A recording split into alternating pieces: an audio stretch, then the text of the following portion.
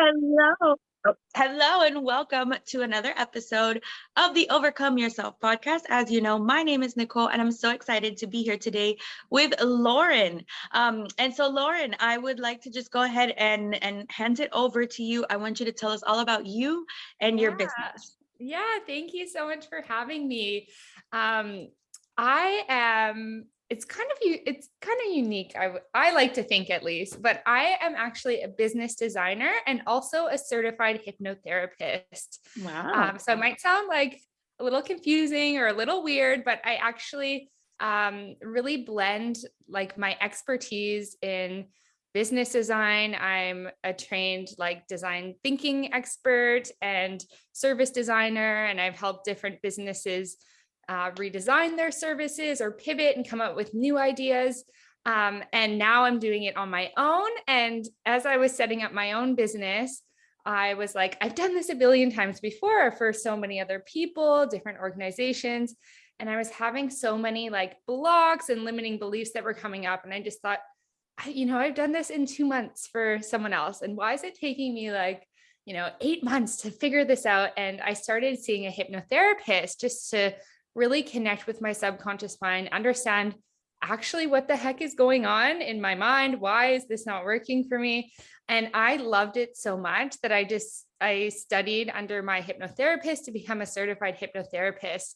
So it was kind of like this missing puzzle piece for me and what I needed to really match my beliefs and the strategy I wanted to take in my business with my actual mindset. So I'm so excited that I can do that for my clients now because I work with a lot of solopreneurs who are in this phase, who are ready to like scale up their business, but on their terms, not in the ways that they've been told that they have to run their business. It's like checking in to see what is going to work for you, what feels good for you, designing things on your own terms. And a lot of that is that mindset piece of not either understanding or being aware of the things you actually want, or just, being just so caught up in this idea of having to do business in a certain way. So it's quite fun to, be just a few steps ahead, even to have gone through this phase of, really connecting the mindset to the business and design strategy, and doing that for my solopreneur clients now who just want more of that flow in their life and are ready to kind of get over that idea of hustle culture and doing things a certain way. So I that's love it. That is me. Yeah. incredible. And it's a big deal because mindset is such a big part of business, of being a Mhm. solopreneur, especially when you're wearing all of the hats. It's a lot to Yeah. handle. It's almost And more mine, important, I'd say, like now knowing yes. on this other side, like you can experiment with things and be in this place where everything doesn't have to be perfect yet in order to actually take action. So that's a big life-changing thing, I'd say. Yes, that's a Yeah. huge thing that I teach too, is taking imperfect action. Yeah. Because nothing happened in my business while I was thinking about it, planning about it, writing about Yeah. it, working, like none of that. Actually, it wasn't until I took imperfect action. And it's something that I teach. And one of the things that I learned is you don't learn to ask the right questions until you're in it. Right. Oh And my so gosh. you Yeah. could plan and you could do all of these things, but as soon as you take that step, something is going to happen that you're like, I was not expecting this at all. And so it is, we have to get to a certain point so we can learn to ask the right questions. Mhm. um you know when we're talking with our clients and stuff. So I love all of that. And so my book is called Overcome Yourself. That's what inspired this podcast. And so do you think that overcoming yourself, I mean, it sounds like that's basically what you had to do, right? Was overcome yourself Yeah. so you could break through. Can you tell us a little bit more about that? Definitely. I think it's an overgoing process, and it will be for the rest of my life, and for some people, other people as well. I see kind of like two parts to it, because it was first off like, okay, having that self-awareness of like something isn't working and I don't know what it is. So how do I find out what it is? So for me, that was through hypnosis, like even pulling up those limiting beliefs that I didn't really I mean, some of them were on the surface and I was aware of them, but there can be so many different layered things that are involved, or you come with a list of, and I've seen my clients as well, like they have this list of things that they want to overcome.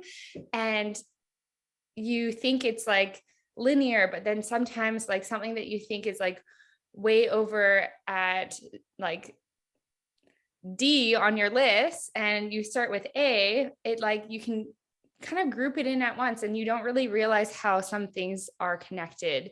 So that's really interesting. And just being able to look at my limiting beliefs, understand why they're there, if there's something that I actually need anymore, that is like, you know, they're there to protect us. A lot of the time we've created these beliefs to protect us from whatever it is that we're scared of or things that have happened to us. So it was like, okay, now what beliefs do I actually want to have? If this limiting belief or this block doesn't exist anymore, what do I want in its place? And a lot of those things were actually just embracing, like not everything, but there's so many things that were just me embracing a lot of the things that I saw as my weaknesses. A lot of the things that I had been told, you know, you talk too much and your voice is annoying. And I remember my first day of, I studied journalism, like, I don't know, over 10 years ago. And I remember going to my class and saying, are you going to teach us how to talk properly? Because I have such a high pitched voice. I've been told it's annoying. I talk like a valley girl, this and that. And they looked at me like, no, your natural voice is what's best. But then you see people on TV and on the news and you hear them talking in this like news anchor voice, right? So I just thought, okay, that's never going to be for me. It's never going to be something where I'm using my voice to, you know, help people or like that. That's just not really going to be my thing. So here I am over 10 years later, being a hypnotherapist, guiding people with my words. And like so many times my clients are like, your voice is so soothing, or, you know, your voice is so powerful. And it's something that I was never told like most of my life. So it was like learning to kind of accept that these things can be superpowers. They don't have to be weaknesses. And we get to decide, and we get to, you know, just allow ourselves to like try and allow ourselves to see what happens and not necessarily be afraid anymore. And maybe we are afraid, and that's okay. That can tell us other things, that maybe it's something we really want or something that we're not sure what's going to happen, but it sounds, you know, kind of interesting or inspiring or curious. So I think there's always things that are going to come up, but the more I just put myself out there as me, it just gets so much easier to, you know, accept yourself and show up as you and, you know, experiment and not take things so seriously. And I'm a total like recovering perfectionist, and I will be the rest of my life as well, right? That's never going to go away, but is it less? Absolutely. So it's just, yeah, embracing those things that we see as flaws and making and owning it, really. Embracing the perfection of imperfection. Absolutely. That's absolutely right. And I absolutely love what you said. I was sitting here like gasping with my mouth, you know, my jaw on the floor. I'm like, has she read my book? Because you're like quoting it and it hasn't come out yet. So I know you haven't read it. Oh, I need to. I can't wait. I would love that. And it's one of the, I mean, like our stories are so similar. Yeah. I was, you know, the chatty Kathy. I remember in 5th grade, my mom and my teacher laughing about me. It's a big part of my book about how I talk too much. That was one of my weaknesses, and how I used it, how I turned it into a superpower. So I'm like, this girl's quoting me. Oh my God. Yeah. It's so good to know, like, we're not alone. There's so many people have been made to feel this way. And here you are with your own podcast. Like, how cool is that? Yes. And you know, exactly what you said, turning your weakness, what everybody told you is your weakness, it's actually your superpower. You know, and we see that trend. Like if you watch any superhero movies, you know, you know, part of the hero's journey is you gotta be like, this isn't for me. I'm not meant for this. And then all of a sudden you realize Yeah. this is exactly what I was meant for, right? You know, so being told you're too bossy, being told you talk too much, being told your voice. I said once, I remember going to school and I was like, I think I want to be a radio DJ. And somebody was like, I remember there was like this whole group of kids were like, you do not have the personality for that. Like it would be Oh so my boring, blah, blah, blah. And like it crushed me because I horrible. was like, Yeah. but I mean, it makes sense because in school, like I wasn't able to be myself because you know there's so many Right. things.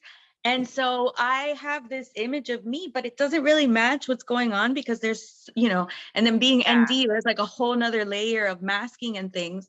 So I was Yeah. like, you know, and now here I am. I am hosting my own freaking show. Yeah, exactly. Your Right? dreams can come true on your terms as Yes. well, and And not like fitting into a box of what some radio station would want as a radio host, right? So yeah. it's even cooler.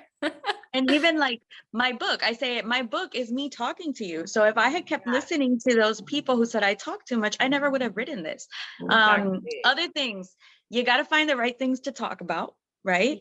Yeah. Because if you don't have, you know, when I was younger, I remember there was a lot of toxicity and there was a lot of like Mhm. talking behind people's back and like in the Yeah. family and things like that. And so if you're surrounded by gossip and just talking Mhm. about things that are not productive, Yeah. yeah, you talk too much and it's going to be annoying, right? But then I spent so much time in self-development, learning about business, that's what I talk about now. So what you talk about and who you talk to, because now Mhm. people pay to listen to me, right? People want to hear Right. what I have to say and they're giving me money and they're like, I want more. And so it's literally, right? We have turned Yeah. what people told us was our weakness and we use it as our superpower to help Yeah. other people. And so I think that's so powerful. I love that you said that. Yeah. Yes, yes, no, this is wonderful. So I would love to know, what's like a secret? Can you give us one of your like top tips, a secret? You know, how can we maybe like hypnotize ourselves? I don't know, like give me something good Yeah. here, Lauren. There's definitely ways to like do self-hypnosis. And the funny thing is, like, naturally we go into a hypnotic state, you know, about like 7 times a day, just naturally, whether it's like reading a book and we're zoning into that book, or when we watch TV and we're zoning into that TV, or we're on our phones and people are talking around us and we're like, what'd you say? Like, I didn't hear, because you're so focused in on that one thing. And I Wow. think writing is such a powerful way as well, because writing your thoughts can just allow you, like, if you get to this place where you're just putting no pressure on yourself and you're just organically just, you know, allowing thoughts to pop up into your mind and writing them down, it can be so powerful. And something that I think is the best trick ever, the best hot tip, is actually writing your affirmations down, but handwriting them. Okay. So I learned this from my mentor and my hypnotherapist, who I learned under. And so I started doing it with her, and now I do it with all of my clients as well. But if anyone has an affirmations practice, or if you don't, if you can find like 3 to 4 affirmations that you feel really like connected to, that you can think about, you know, I can believe these affirmations. I believe them as if they are happening right now. And you handwrite those affirmations before you go to bed.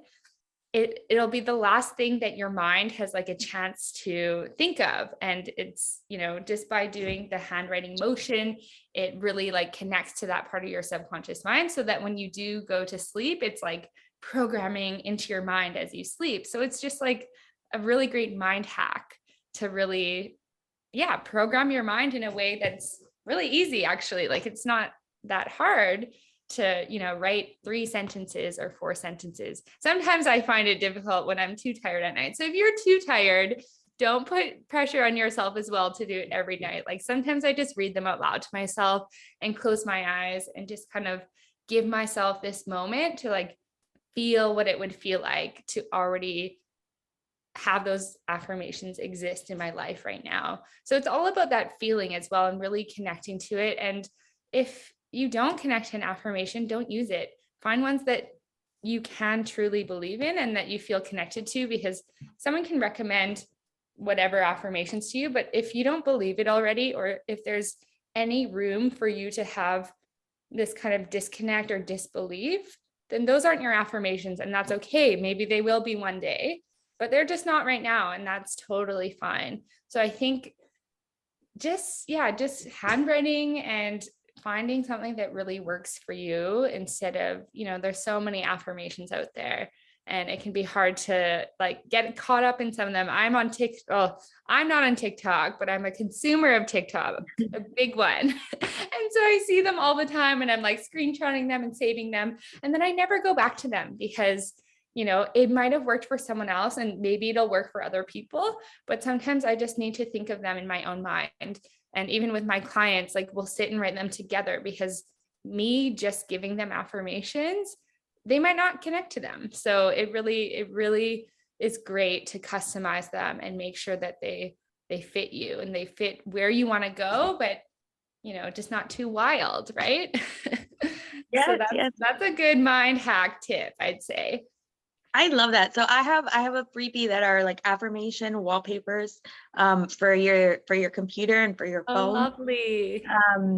Just a few of them. I think one of them is like, great things always happen to me. That's something that I say to myself Yes. all the time, that helps reframe, and that's what you're doing. That's such a great tip of writing your affirmations at night, because what you're doing is you're framing for your brain, and you're giving your brain like the last thing, and it's gonna run with that, right? Like you dream, you dream Absolutely. or whatever. So that's really cool. Thank you for sharing that. Yeah. Now, most importantly, how can we hang out with you, Lauren? Like, how can we get in touch with you? How can we work with you? Like, maybe somebody wants to get hypnotized. They're ready for the next Yeah. level. Talk to me.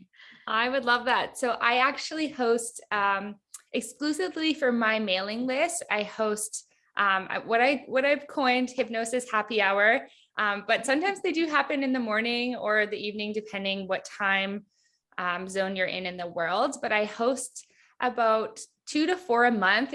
I'm experimenting with it right now, which is really fun for me. So if you join my newsletter list, you can visit my website at lauren-best.com. And at the bottom of the page, you can subscribe to the newsletter, and you'll receive a link to all of the event times for the hypnosis sessions I have planned for the next few months. I usually do 2 to 3 months at a time of planning, and have created time. So at least if you're anywhere in the world, hopefully there's a time where there's a time zone where you're awake, kind of thing. So that's been really fun. I love to invite people there to just experience hypnosis. They're like really mini 30 to 40-minute sessions where you learn a little bit about hypnosis, but then just depending on, things that I have on in my life, or what's been coming up for my clients or for the folks who are joining the session, each session's really different. And I just kind of guide you through like a visualization exercise to experience what hypnosis is like, and just give you this chance to connect to your subconscious mind and relax, and just have a great kind of end of your week and check in with yourself. So that's a great way for folks who haven't tried hypnosis and are interested to see what it's like, but are not sure if they want to work one-on-one yet, or if you have tried hypnosis before and you just want a place to show up and have a space for yourself.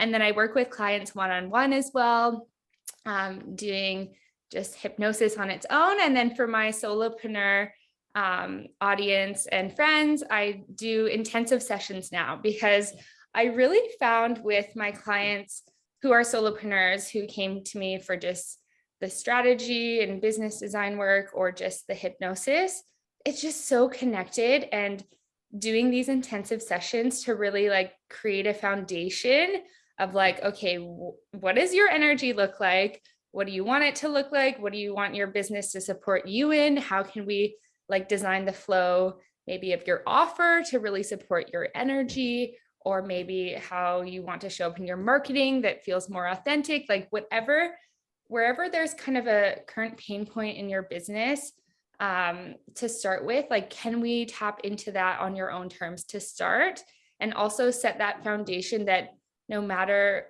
if you even pivot to, I don't know, offering a new service or changing your career, even these kind of foundations are already set for you. You know how you want to work, you know what your energy can look like. And there's so many ebbs and flows that we go through.